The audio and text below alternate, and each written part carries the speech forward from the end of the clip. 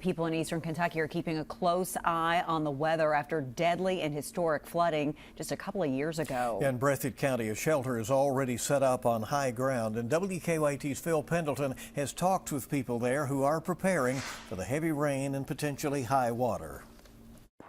But there was so much debris. Upper River Caney Road was one of the hardest hit areas when deadly flooding struck eastern Kentucky in July of 2022. As the water came here, there was a trailer that sat back here that completely washed away. People are still rebuilding and recovering from flooding in both 2021 and 2022. And now there's the concern of more flooding this weekend. And we are warning people, the water levels that are projected is very, very close to the flooding that happened in Breathitt County in 2021. A shelter has been set up in this community. It's going to be at the gymnasium at Lee's College at Hazard Community College. That'll be open at 9 o'clock tonight, available for anyone. There's also going to be a one-call system, and people are encouraged to call a telephone number if they are feeling overwhelmed. That number is 988. It's a national number, but there will be a local response. When you call 988, it rings to your local community mental health center. We have already had the conversation with our Kentucky River crisis team. They are on standby. Understanding it's difficult to prepare when you're still in recovery. We had several fatalities in this community, and that's another reason that it's very hard to watch the news today. That brings back not only the loss of their homes, but the loss of their loved ones. Hoping what happens this weekend is not a repeat of what's happened before. In Breathitt County, Phil Pendleton, WKYT. And one of the people lost to the deadly flooding in Breathitt County was Vanessa Baker. Her body was never recovered.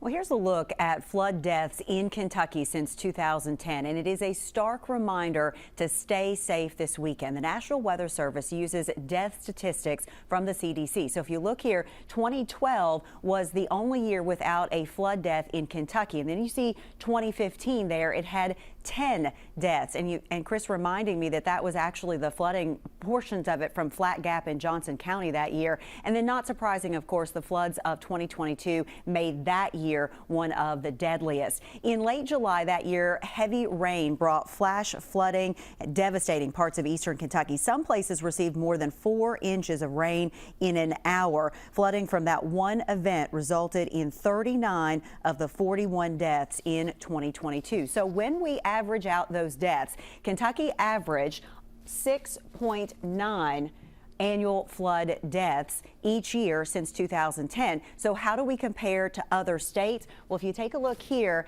the states that are shaded in red on this map had the highest averages, and Kentucky, of course, is among those. We had the 4th highest behind only Texas, Tennessee, and North Carolina. Missouri had the 5th highest. And remember, you can scan that QR code that we have there to download our free WKYT First Alert weather app. You can stay up to date on flood risk and rainfall across the region with it. You can also find it on the App Store and in the Google Play Store. And if you don't already have that app, it is best to go ahead and download it now ahead of all of this rain.